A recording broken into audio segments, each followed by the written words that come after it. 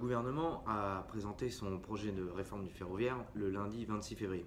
C'est une réforme qui n'apporte rien sur le fond, qui ne résoudra en aucun cas les problèmes de qualité de service, les problèmes de production que nous connaissons actuellement. Bien au contraire, elle les amplifiera. En réalité, c'est surtout une réforme qui acte l'ouverture à la concurrence et l'abandon du service public. Nationaliser les pertes et privatiser les bénéfices, voilà en une phrase le résumé de cette réforme. Alors, 7 points sont à retenir concernant cette présentation que nous allons développer dans cette vidéo afin que vous puissiez vous rendre compte de l'arnaque qui est en train de se jouer envers les usagers mais aussi envers les cheminots. En réalité, tout le monde sera perdant, la dette continuera à grandir, les problèmes de production, les problèmes de régularité seront toujours présents et le train ne gagnera pas en efficacité, loin de là. Les ordonnances est un véritable passage en force et un profond déni de démocratie. Le gouvernement agit ainsi parce qu'il a peur du débat, parce qu'il a peur de rencontrer les cheminots, parce qu'il a peur de rencontrer les organisations syndicales et surtout de parler du contre-projet que propose notamment la CGT. Le gouvernement agit aussi ainsi pour esquiver les vrais problèmes, les vraies questions et surtout les vraies solutions à y apporter. C'est le contraire d'un gouvernement fort puisqu'ils ont une majorité absolue et ils n'auraient donc pas besoin de passer par ordonnance, mais c'est pour tout simplement couper court au débat, éviter toute contestation et éviter que les usagers, les citoyens se rendent compte que leur entreprise, leur bien commun, va être donné aux mains des actionnaires et aux mains des financiers.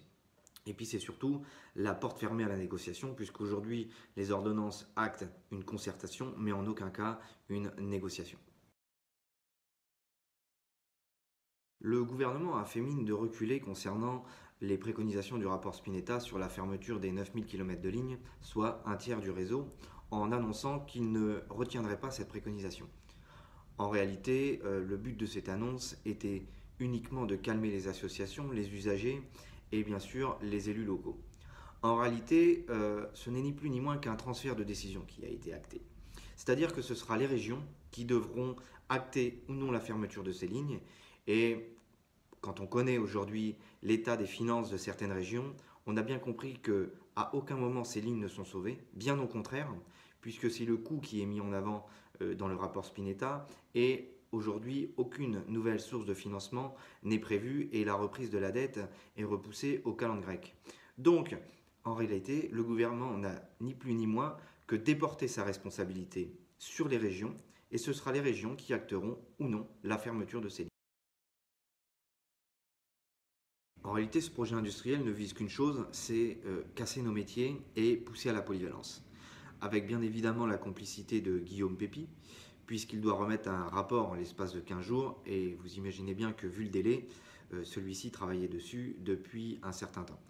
Ce qui est visé derrière cette annonce, c'est notre dictionnaire des filières. C'est ce qui régit nos métiers et c'est ce qui évite de faire tout et n'importe quoi.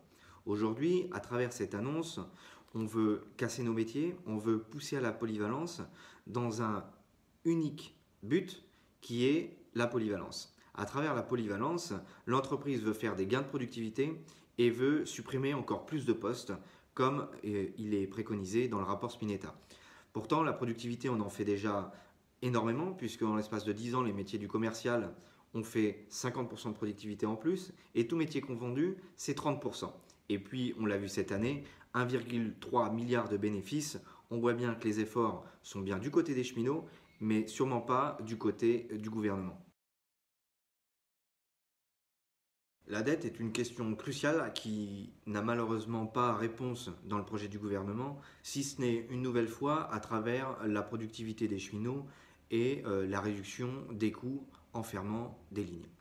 Cette dette est en constante augmentation pour atteindre aujourd'hui un total d'environ 50 milliards d'euros. Cette dette n'est en rien de la responsabilité des cheminots, mais pèse extrêmement lourd dans les comptes de la SNCF. En effet, c'est 1,7 milliard d'euros qui sont reversés aux banques chaque année au titre des intérêts. Cette dette est une dette d'État.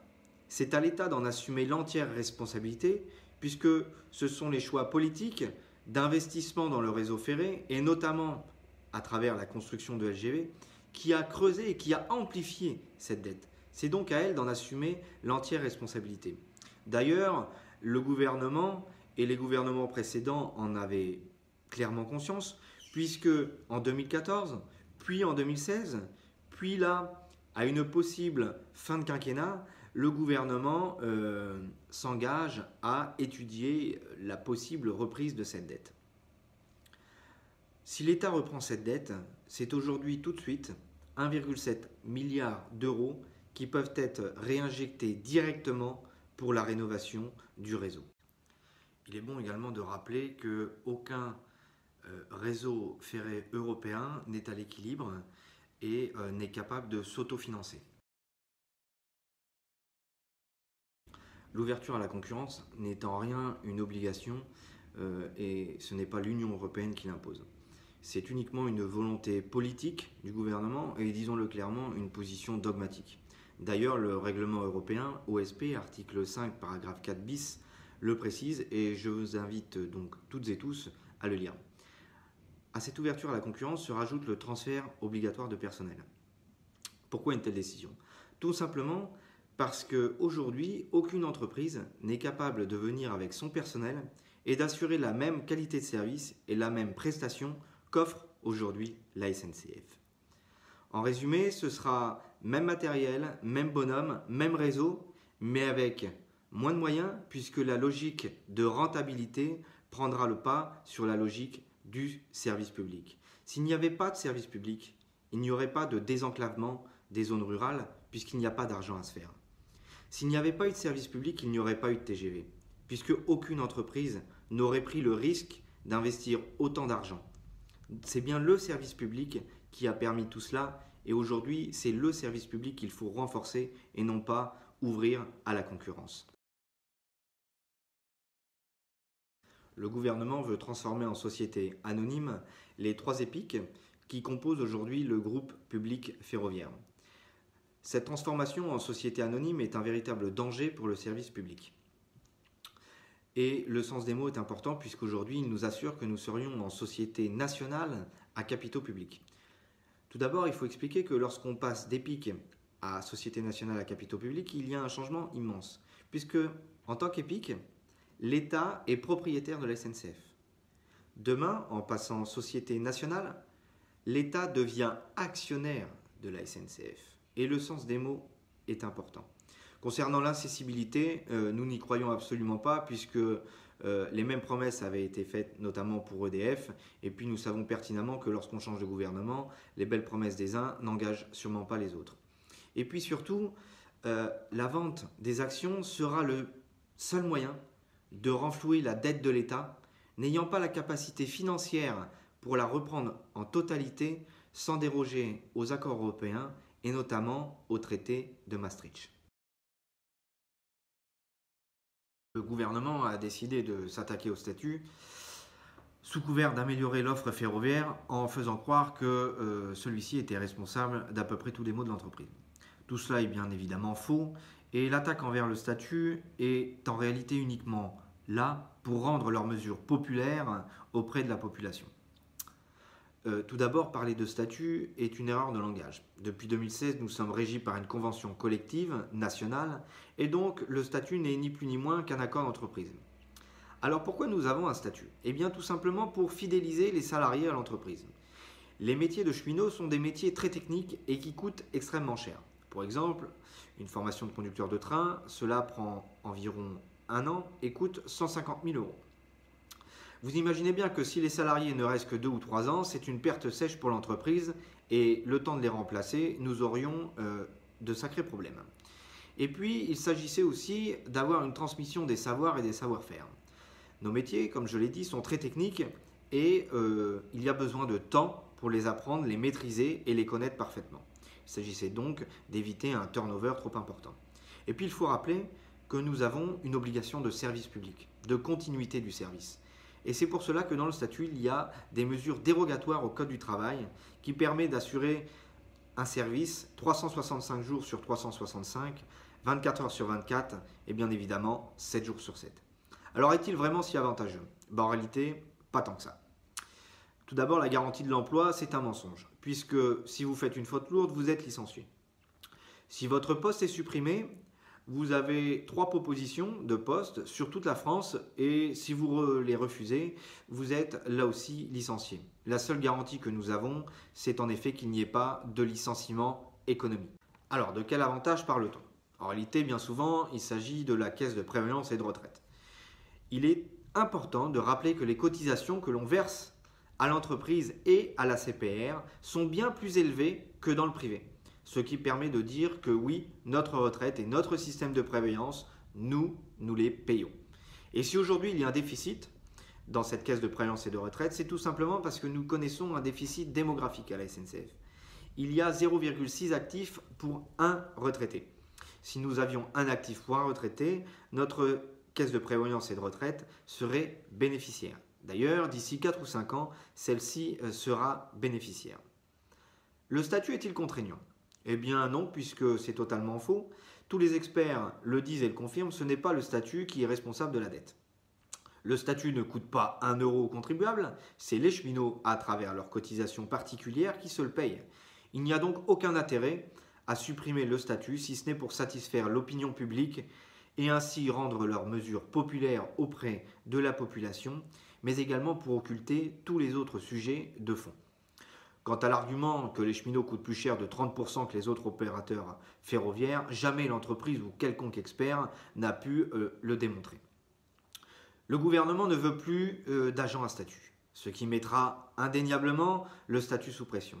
La CPR ne sera plus financée par les cotisations des actifs et le déficit sera irrémédiablement accentué, servant ainsi d'argument au gouvernement pour faire disparaître la CPR et aligner tous les cheminots sur le régime général. De plus, comme dit précédemment, le statut n'est ni plus ni moins qu'un accord d'entreprise et nous savons pertinemment que lorsque nous serons en minorité, eh bien, l'entreprise ou le gouvernement décideront de s'y attaquer et de le faire disparaître. D'ailleurs, les annonces de garantie du statut, suite au pseudo-accord moral que nous aurions passé avec l'entreprise, ne tient pas debout. En 2010, lorsqu'il y a eu la réforme des retraites, le gouvernement ne s'était sûrement pas attaché à ce pseudo-accord moral. Alors nous avons la chance d'avoir un statut aujourd'hui et nous voulons que cela perdure dans le temps, que ce soit pour les nouveaux, mais aussi pour les usagers. Nous en profitons tous au quotidien. Le statut, c'est un gage de qualité et un gage de sécurité. Voilà. Mais c'est aussi un gage de service public. Parce que c'est tout ça qui se cache derrière un statut. Ce n'est pas seulement soi-disant des avantages, ce n'est pas soi-disant des privilèges. Nous n'avons rien volé à personne. Notre statut, notre retraite, nous la payons. La CGT, les cheminots, les usagers ont pleinement conscience que la SNCF aujourd'hui va mal et qu'il faut un grand changement. Malheureusement, ce grand changement, comme vous l'avez pu le voir dans cette vidéo, ce n'est pas le gouvernement qui le propose. Par contre, la CGT, elle le propose. Nous ne sommes pas dans le statu quo, contrairement à ce que prétend la ministre. Bien au contraire, le Big Bang dans le ferroviaire, c'est nous qui le portons à travers un projet qui s'appelle la voie du service public. La voie du service public, nous la portons depuis 2014. Et souvenez-vous, nous avions fait à l'époque 15 jours de grève lorsqu'il avait fallu casser la SNCF en 3 épiques. Et bien aujourd'hui, ce projet, il n'a pas changé, il est toujours là et au contraire de l'ouverture à la concurrence et de la finance, nous portons une toute autre chose, c'est le service public, le renforcement du service public, le renforcement de la qualité de service, le renforcement de l'offre ferroviaire pour un développement des zones rurales, pour le désenclavement des territoires, mais aussi pour l'enjeu écologique qui nous attend dans les années à venir. Le projet de la CGT, il est simple, c'est que la SNCF aujourd'hui est un bien de la nation qui doit profiter à tous et surtout qui doit être accessible à tous. Alors plus que jamais, eh bien, nous cheminots, nous allons défendre nos métiers. Vous, usagers, vous allez défendre vos trains et tous ensemble, nous allons défendre notre bien commun qu'est la SNCF.